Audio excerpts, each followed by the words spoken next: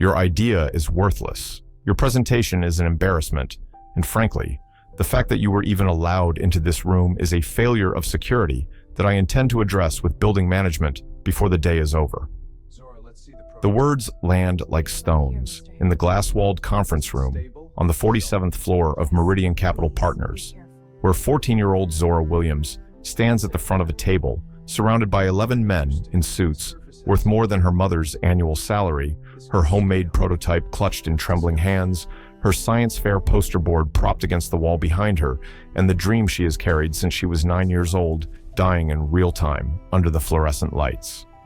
The man speaking is Victor Harrington III, founder and CEO of Harrington Ventures, net worth $4.7 billion. And he is smiling the smile of someone who has just swatted a fly and found satisfaction in the crunch. His colleagues shift uncomfortably in their leather chairs, but no one speaks, no one objects, because Victor Harrington III does not get objected to in rooms like this, in buildings like this, in a world that has been constructed specifically to ensure that men like him never have to hear the word no from people like Zora Williams. But what Victor Harrington III does not know, what no one in this room knows, except for the quiet woman sitting in the corner taking notes who will later become the most important witness in a lawsuit that reshapes an entire industry, is that in exactly 8 years, 4 months, and 17 days, he will be standing in a different conference room in a different building. They begging the woman Zora Williams has become for a partnership that will be the only thing standing between his company and bankruptcy. And she will look at him with the same expression he is wearing now, and she will say no, and the word will taste like honey and fire and every tear she swallowed on the elevator ride down from this room. The prototype in her hands is made of compressed algae fiber and recycled plant cellulose. She calls it EcoShell. It biodegrades in 47 days. It costs 63% less to produce than traditional plastic packaging. It was developed in her grandmother's kitchen, using equipment salvaged from the dumpster behind the community college chemistry department. And it will, in 8 years, 4 months, and 17 days, be used by 37% of Fortune 500 companies, generate $2.3 billion in annual revenue, and employ 4,700 people in manufacturing facilities built specifically in communities that look like the one Zora Williams grew up in. But right now, in this moment, she is just a 14-year-old black girl from the East Side, wearing her church dress because it is the nicest thing she owns, holding a science project that won 3rd place at the regional fair, trying not to cry in front of men who have already decided she is nothing. Victor Harrington III stands up. He is 6 feet 2 inches tall, 217 pounds, wearing a Brioni suit that costs $14,000 and a Patek Philippe watch that costs $300,000 more. And he walks towards Zora with the casual menace of someone who has never been told his presence is unwelcome. Let me explain something to you, he says, and his voice carries the particular condescension of generational wealth, the assumption that his words are gifts he is bestowing rather than weapons he is wielding. Ideas do not come from places like wherever you come from. Ideas come from research facilities, from Ivy League laboratories, from people who have spent decades learning how to think, not from little girls with glue and cardboard and delusions of adequacy, the prototype. Do you know what I see when I look at that prototype? I see a waste of my time. I see a failure of the grant committee that somehow thought this was worth presenting to actual investors. I see someone who should be focusing on her homework instead of pretending she belongs in rooms where decisions get made. He reaches out and takes the prototype from Zora's hands. She does not resist. She has learned in 14 years of being a black girl in a world that does not want black girls to take up space, that resistance often makes things worse, that sometimes the only way to survive is to let them take what they want and rebuild from whatever is left. Victor examines the EcoShell container. He turns it over in his hands. He presses his thumb against the surface, testing its strength, and something flickers across his face, something that might be recognition, might be surprise, might be the first stirring of an awareness that he is holding something significant. The flicker disappears. He drops the prototype on the floor. He steps on it. The sound of the algae fiber cracking under his Italian leather shoe is the sound of a door closing, of a world deciding that Zora Williams does not matter. Of a story that is supposed to end here, in this room, with this moment, with a man's heel grinding a girl's dream into the carpet. "Get out," Victor says, "and do not come back. Do not apply for grants. Do not submit to competitions. Do not waste the time of people who actually contribute to society. Some people are meant to have ideas. Some people are meant to clean up after the people who have ideas. Learn the difference." Zora picks up the crushed prototype. She picks up her poster board. She walks to the door with her spine straight and her head high, the way her grandmother taught her, the way her mother modeled every single day before the factory closed and the insurance ran out, and the cancer that could have been caught early if anyone had listened was caught too late to matter. She does not cry. She will cry later. Shows in the bathroom of the bus station, in the back of the city bus, in her grandmother's kitchen, when the full weight of what happened finally breaks through the numbness and floods her body with a grief that has no name. But she does not cry here. She will not give him that. At the door, she turns. She looks at Victor Harrington III, at this man who has just crushed her prototype and her confidence and every hope she carried into this room, and she speaks the only words she will say to him for the next 8 years, 4 months, and 17 days. "You are wrong." 3 words, quiet, certain.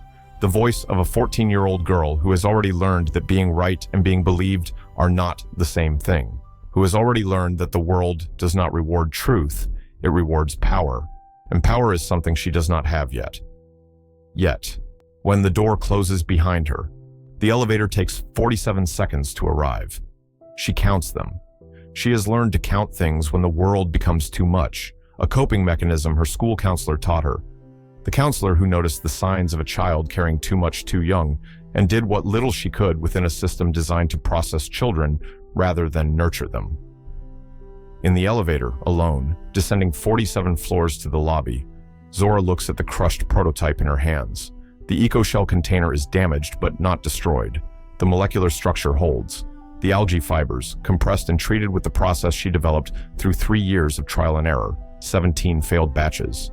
And countless hours of reading scientific papers she checked out from the university library using her mother's old student ID that somehow still works, have maintained their integrity despite the pressure. She runs her thumb along the crack where Victor's heel came down. She feels the texture. She thinks about tensile strength and biodegradation rates and the specific chemical process that allows organic material to replace petroleum-based polymers at scale. She thinks about her mother, who died 17 months ago, who spent the last weeks of her life in a hospital room surrounded by plastic cups, and plastic tubing, and plastic packaging that would outlast her by 500 years, who looked at Zora with morphine-clouded eyes and said, "Baby, you are going to change the world. I know it. I have always known it." And Zora had said, "I promise, Mama, I promise." And her mother had smiled and closed her eyes and never opened them again. Zora puts the crushed prototype in her bag. She straightens her church dress. She walks through the marble lobby of Meridian Capital Partners, past the security guard who looked at her with suspicion when she arrived and looks at her with something like satisfaction now, past the fountain and the abstract art and all the symbols of a wealth she is not supposed to access. She walks out into the street. She takes the bus home. And somewhere in the 47-minute ride back to the east side, between the moment when a woman with kind eyes offers her a tissue because she is crying without realizing it, and the moment when the bus driver announces her stop in the same flat voice he uses for every stop, Zora Williams makes a decision. She will not give up. She will not let this be the end of her story. She will take the crushed prototype and the rejection and the memory of Victor Harrington III's Italian leather shoe, and she will build something so undeniable that the world will have no choice but to pay attention. This is a promise. This is a vow. This is the moment that separates the people who become statistics from the people who become legends. And Zora Williams, 14 years old, orphaned, impoverished, and invisible, chooses to become a legend. 8 years earlier, before the diagnosis and the funeral and the rejection that would define her trajectory, Zora Williams is 6 years old, sitting on her grandmother's kitchen floor. Elsie playing with the containers her mother brings home from the factory, where she works the night shift packaging products for a company that will declare bankruptcy in 4 years and leave 300 workers without severance or health insurance. The containers are plastic. They are everywhere. They are in the cabinets and the drawers and the garbage cans that overflow every week because the city only picks up trash on Thursdays and there is always more plastic than can fit. Granny, Zora says, why does the plastic never go away? Her grandmother, Esther Williams, 71 years old, arthritic hands wrapped around a cup of coffee that has gone cold because she keeps forgetting to drink it, looks at her granddaughter with the particular expression of someone who is watching the future take shape. It never goes away, baby. So because nobody made something better yet. Maybe you will be the one to make something better. Zora picks up a container. She examines it the way she examines everything, with the focused intensity that her teachers mistake for daydreaming and her grandmother recognizes as genius. What if we made it out of something that goes away? Like food, like the stuff in the garden that turns into dirt. Her grandmother sets down her coffee. She looks at this child, this 6-year-old girl, with her mother's eyes and her grandmother's stubbornness, and a curiosity that burns like a pilot light waiting for gas. That would be something, she says. That would really be something. It is not much, a conversation in a kitchen, a question from a child. But it is the seed that will grow into a prototype that will be crushed under a billionaire's shoe, that will be rebuilt into an empire that will change the way the world packages, stores, and disposes of the things it consumes. Esther Williams does not know this. She cannot know this. But she does what she has always done, what her mother did for her and her grandmother did for her mother, stretching back through generations of Black women who understood that their children's dreams were precious cargo in a world that wanted to crush them. She takes Zora to the library. She checks out books on chemistry and biology and environmental science. She sits at the kitchen table for hours while Zora reads and asks questions and conducts experiments that sometimes work and sometimes explode and always, always teach her something new. She saves money from her Social Security check to buy the supplies Zora needs. She makes connections with professors at the community college who agree to let Zora sit in on lectures even though she is too young to officially enroll. She builds, piece by piece, the infrastructure that will allow her granddaughter to become the person she is meant to become. This is what it means to raise a Black girl in America. This is the hidden labor, the unseen investment, the generational sacrifice that makes possible the successes that the world later attributes to individual genius or luck, or the bootstraps that poor people are always being told to pull themselves up by, as if the boots were not handed down from grandmother to mother to daughter, along with the scars and the wisdom and the stubborn refusal to let the world win. Zora's mother, Diana Williams, works the night shift so she can be home when Zora gets back from school. She works the night shift even when she is tired, even when her back hurts, even when the cough that started as nothing turns into something the doctors cannot explain because the factory health plan does not cover the kind of testing that would catch it early. She works the night shift because she believes in her daughter the way her mother believed in her, the way belief is passed down like DNA in families that cannot afford to stop believing. When Zora is 9, Diana starts coughing blood. The diagnosis comes 3 weeks later. Stage 4, pancreatic cancer. Survival rate, 9%. The doctors speak in percentages and probabilities and treatment protocols. 1. And Diana listens with the calm focus of a woman who has already decided that the numbers do not apply to her, that she will be the exception, that she will not leave her daughter alone in a world that does not want her. She is wrong. The cancer does not care about her determination. The treatment costs more than she earns in a year, and the insurance covers 47%, and the bills pile up like the plastic containers in the garbage cans. Impossible to contain, impossible to ignore, impossible to make disappear no matter how hard you wish. Diana Williams dies on a Tuesday afternoon in March. She is 41 years old. Zora is 12. The last thing Diana says to her daughter is, "Baby, you are going to change the world. I know it. I have always known it." And Zora says, "I promise, Mama. I promise." And the promise becomes a weight and a purpose, and the only thing that keeps her moving forward in the months and years that follow. Esther Williams takes custody of her granddaughter. She is 77 years old now. Her hands shake when she pours coffee. Her eyes are not as sharp as they used to be, but she is still here.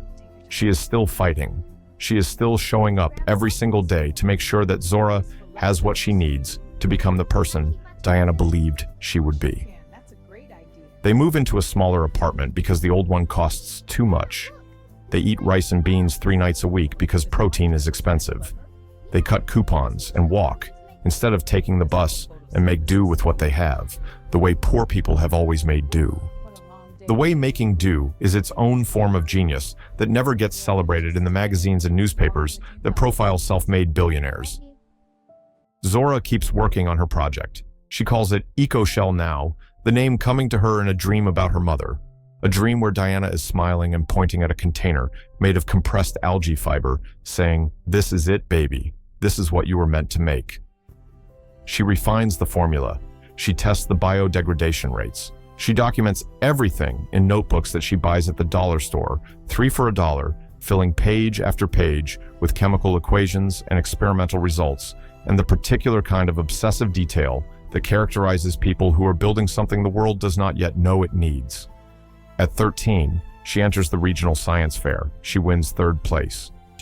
The prize is a grant application, a chance to present her project to actual investors, and Zora fills out the paperwork with her grandmother's help, photocopying her notebooks and her test results and the photographs that show EcoShell biodegrading in real time, 47 days from solid container to nutrient-rich soil. The grant committee is impressed.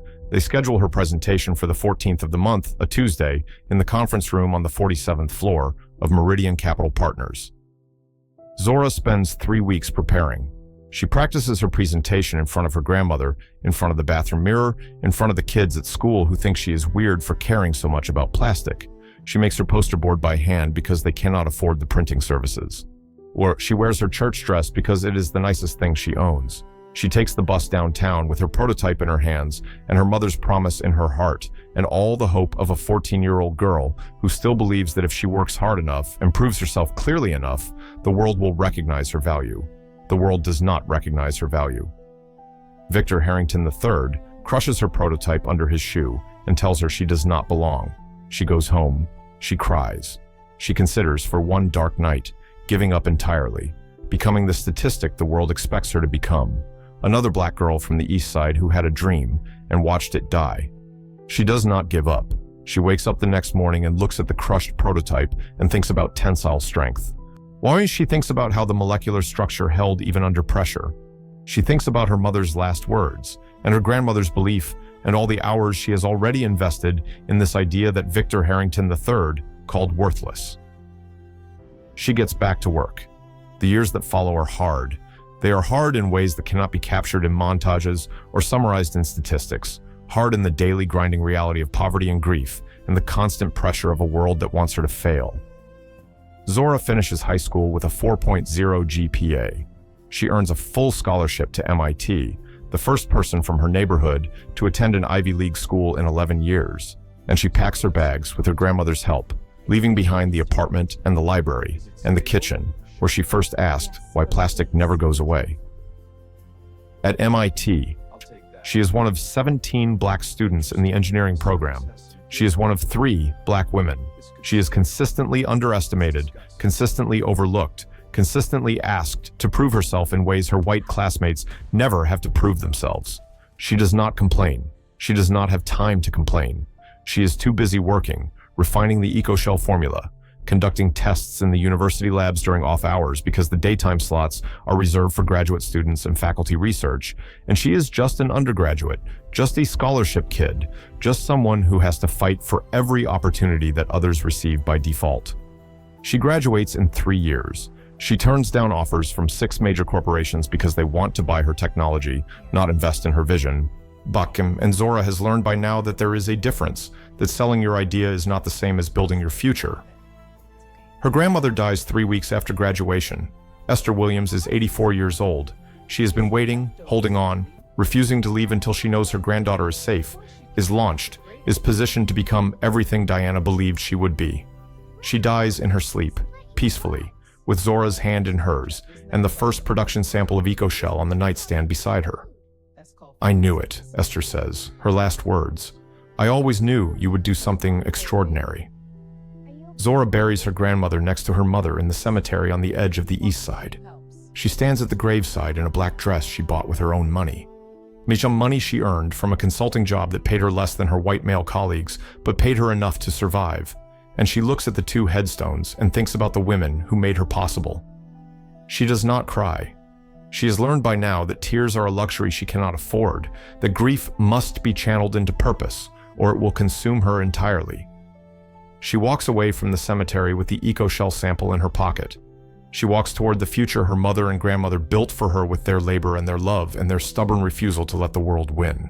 The next 5 years are a blur of 18-hour days and rejected applications and investors who look at her the way Victor Harrington III looked at her, with the assumption that she is wasting their time.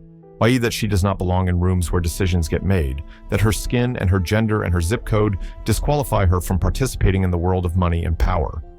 She applies for 47 grants. She is rejected 41 times. The 6 grants she receives total less than her former classmates receive in signing bonuses when they take jobs at the companies that tried to buy her technology.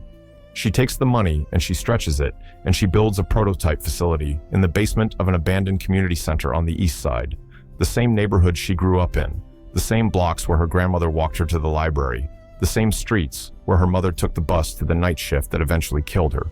She hires 5 employees. 4 of them are women. 3 of them are from the east side. And all of them are people the corporate world has overlooked, people with skills and determination and dreams that have been crushed under the same shoes that crushed Zora's prototype. She pays them living wages. She offers health insurance. She creates the kind of workplace she wishes had existed for her mother, the kind that might have caught the cough before it became cancer, the kind that treats workers like people instead of costs to be minimized. The company grows. EcoShell containers pass every test the EPA requires. They perform as well as petroleum-based plastics in every metric except cost, and the cost is lower, 63% lower, because the raw materials are agricultural waste and algae that can be grown in bioreactors instead of extracted from the earth. The first major client is a regional grocery chain that wants to reduce its environmental footprint. The contract is worth $300,000. Zora uses the money to expand production, hire more workers, build capacity for the future she can see coming even if no one else can see it yet. The second client is a restaurant chain. The third is a cosmetics company. The fourth is a tech giant that wants sustainable packaging for its devices. Each contract builds on the last. Each success opens doors that were closed before. Each dollar earned is reinvested in capacity, in people, in the infrastructure of an empire that Zora Williams is building one decision at a time. And then the Forbes profile comes. The journalist is a young black woman named Tamara Jackson, who grew up 3 blocks from Zora's old apartment. She wants to tell the story of EcoShell, the story of a 14-year-old girl with a science project who became a 22-year-old CEO with a $1 billion valuation. Zora agrees to the interview because Tamara asks the right questions, because she understands that the story is not about individual genius, but about systemic barriers and the women who built bridges across them. The article goes viral. It is shared 4.3 million times in the first week. It includes a photograph of the crushed prototype, which Zora still keeps on her desk, and a quote from Victor Harrington III's presentation that day, words he does not remember saying, because men like him do not remember the people they destroy. The world wakes up. Investors who rejected Zora's applications 5 times suddenly want meetings. The corporations that ignored her cold calls for years suddenly want partnerships. The same rooms that told her she did not belong are now desperate to have her name on their letterhead. Zora takes some meetings. She rejects others. She has learned to be strategic, to choose partners who share her values, rather than just her interest in profit. She builds a board of directors that is 60% women, 40% people of color, and 100% committed to the mission of replacing petroleum-based plastics with sustainable alternatives. The company is valued at $1.2 billion on her 23rd birthday. By her 25th birthday, it is valued at $2.3 billion. She is the youngest black woman to reach billionaire status in American history. The magazines call her a visionary, and the newspapers call her a disruptor. The business schools write case studies about her strategy, her leadership, her ability to build something from nothing. Zora reads none of it. She has work to do. She has promises to keep. She has a grandmother buried next to a mother, buried next to a dream that did not die when a man stepped on it in a conference room 8 years ago. And then, one Tuesday morning, 8 years, 4 months, and 17 days after Victor Harrington III crushed her prototype under his shoe, Zora Williams receives a meeting request that makes her smile for the first time in weeks. Harrington Ventures wants a partnership. Victor Harrington III wants to invest. The same man who called her worthless is now calling her essential, and the irony is so perfect, so poetic, that Zora almost does not believe it until her assistant confirms that yes, this is real, this is happening. The world has finally bent far enough that the powerful must come begging to the people they once dismissed. She schedules the meeting for 2 o'clock on a Thursday, the same time as the presentation he destroyed 8 years ago. She wears a suit that costs more than his watch. She sits in the conference room at EcoShell headquarters, the building she owns on the east side, the building she built with the labor of her mother and grandmother, and every person who believed in her when the world did not. Victor Harrington III arrives with 3 lawyers and a desperation he cannot quite hide. His company is failing. The petroleum-based packaging industry is collapsing under the weight of environmental regulations and consumer demand for sustainability. EcoShell owns 47% of the sustainable packaging market. Without a partnership, Harrington Ventures will be bankrupt within 18 months. He does not recognize her. 8 years have passed. She was 14 then. She is 22 now. She was wearing a church dress then. She is wearing a custom suit now. She was trembling then. She is still now, perfectly still.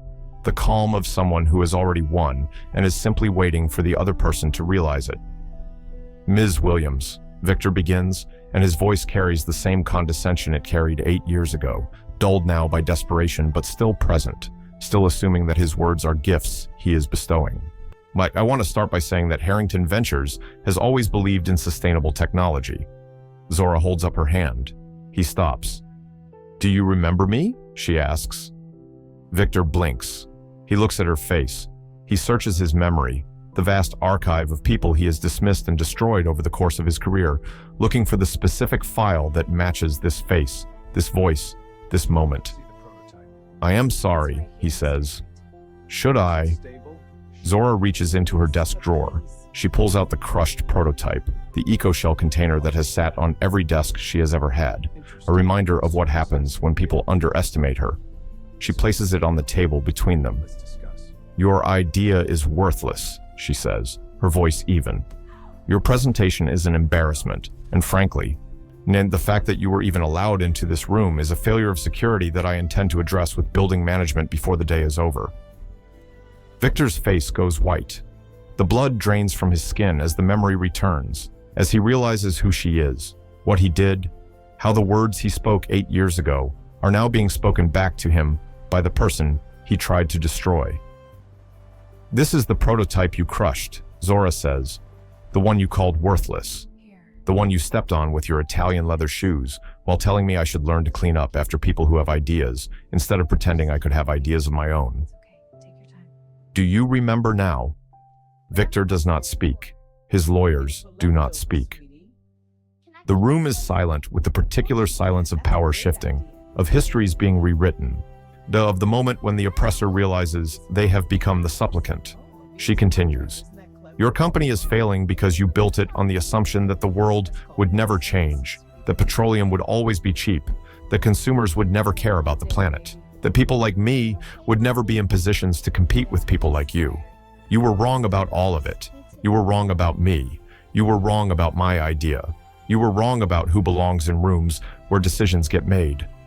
I am not going to take your meeting," Zora says. "I am not going to invest in your company. I am not going to save you from the consequences of your own failure. But I am going to tell you what you told me 8 years ago. Get out and do not come back." Victor Harrington III stands. His lawyers stand. They file out of the room in silence, defeated, diminished, smaller than they were when they walked in. At the door, Victor pauses.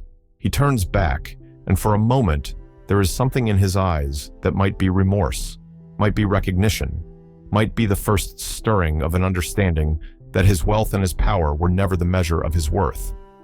"I am sorry," he says. The words are small. They are inadequate. They cannot repair what he broke or restore what he took.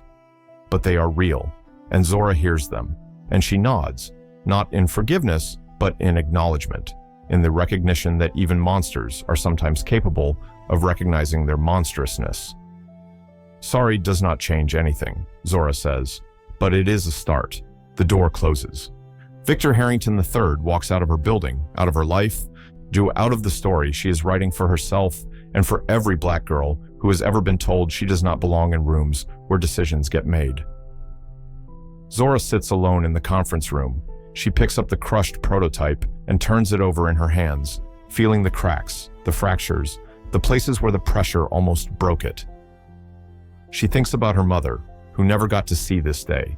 She thinks about her grandmother, who never doubted for a moment that it would come. She thinks about the promise she made in a hospital room 17 years ago, the promise that became a purpose, that became a company, that became an empire, that became a legacy. She sets the prototype down. She looks out the window at the east side, at the neighborhood that raised her, at the streets where her story began, and she thinks about what comes next. The foundation launches 6 months later. The Diana Williams Foundation for Young Inventors provides grants, mentorship, and resources to young people from underserved communities who have ideas the world is not ready to hear. In its first year, the foundation funds 147 projects. By its 5th year, it will fund over 2,000. 12 of those projects will become companies. 3 of those companies will be worth more than $1 billion. One of those companies will be founded by a 14-year-old black girl from the east side who walks into a conference room with a prototype and a dream and finds, instead of a man who crushes her idea under his shoe, a mentor who sees her value and invests in her future. The cycle continues. The promise is kept. The legacy lives. The same week the foundation launches, Zora receives a letter. It is handwritten, on expensive stationery, addressed to her by name. It is from Eleanor Harrington, Victor's 91-year-old mother, who has been following the story of EcoShell since the Forbes article first appeared. The letter is 3 pages long. It apologizes for her son. It explains that she raised him to be better, that somewhere along the way, he became someone she does not recognize, someone who values money over people and power over purpose. It includes a check for $5 million made out to the Diana Williams Foundation, and a single sentence that makes Zora cry for the first time in years. Your mother and grandmother would be so proud of you. Zora frames the letter. She hangs it next to the crushed prototype on the wall of her office, 2 artifacts from different worlds. 2 reminders that the line between ally and enemy is not always clear, that the children of oppressors sometimes become advocates for the oppressed, that redemption is possible even for those who seemed beyond reach. She thinks about Victor Harrington III. She thinks about the sorry he offered at her door. She wonders if he will change, if the humiliation of begging for help from someone he once dismissed will teach him something about the world he helped create and the world his children will inherit. She does not know. She cannot know. All she can do is keep building, keep hiring, keep investing in people the world overlooks, keep proving that worthless is not a permanent condition, that value is not determined by zip code or skin color or the accident of birth that places some people in conference rooms and others in bus stations. And the story is not over. The story is never over. It passes from generation to generation, from grandmother to mother to daughter to granddaughter, from the women who built bridges to the women who will build cities, from the promise made in a hospital room to the empire it became. Zora Williams is 24 years old. She is worth $2.3 billion. She employs 4,700 people. She has changed the way the world packages, stores, and disposes of the things it consumes. And she is just getting started. The crushed prototype sits on her desk, a reminder and a challenge, a symbol of everything she survived and everything she still has to do. She picks it up every morning. She feels the cracks. She thinks about tensile strength, and then she gets back to work. Have you ever had an idea dismissed because of who you are rather than what you created? Have you ever stood in a room full of people who assumed you did not belong and had to prove your value in ways they never had to prove theirs? Have you ever been told you were worthless by someone who did not take the time to understand your worth? If you are still listening, if you made it this far, if something in this story touched something in you, I want you to know that the story is not about Zora Williams. The story is about the Zoras we never hear about, the 14-year-old girls with ideas and prototypes who do not have grandmothers to take them to the library, who do not have mothers to work the night shift, who do not have the particular constellation of luck and sacrifice and stubbornness that allowed one girl to become a billionaire while millions of others became statistics. The story is about the systems we built and the systems we can rebuild. The story is about the rooms where decisions get made and who we let into those rooms and what we do when someone walks in with an idea that challenges everything we thought we knew. The story is about you. It is about the choice you make the next time someone who looks different or sounds different or comes from somewhere different walks into your space with something to offer. It is about whether you see their potential or their poverty, their vision or their vulnerability, their future or their past. Zora Williams is not special. She is not a genius. She is not a unicorn. She is a black girl who refused to let a man in an expensive suit define her value. She is a daughter who kept a promise to her dying mother. She is a granddaughter who honored the sacrifice of a woman who believed in her when no one else did. She is proof that worthless is a word people use when they are afraid of what worthwhile might look like in a package they do not recognize. What will you do with that proof? What will you build? Who will you become? The question is not whether the world will give you permission. The world never gives permission to people who threaten to change it. The question is whether you will take it anyway, whether you will show up with your prototype and your poster board and your church dress, whether you will stand in rooms that were not built for you and claim space that was never meant to be yours. The question is whether you will remember when someone tells you that you do not belong, that belonging is not something you earn. It is something you create, one idea at a time, one day at a time, one refusal to give up at a time. The crushed prototype sits on Zora's desk. The cracks in the surface catch the light. The molecular structure holds. And somewhere, in a conference room in a building she built on the east side, a 14-year-old black girl is presenting her idea to a panel of investors who look at her with curiosity instead of contempt, who ask questions instead of making assumptions, who see potential instead of poverty. The girl is nervous. Her hands shake. Her voice trembles on the first few words, but she does not stop. She keeps going, keeps speaking. He keeps showing them what she built in her grandmother's kitchen with equipment salvaged from dumpsters and dreams inherited from women who came before. When she finishes, there is silence. And then there is applause. And then there is investment.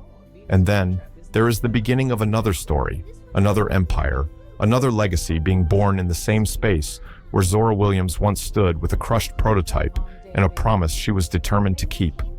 The cycle continues. The promise is kept.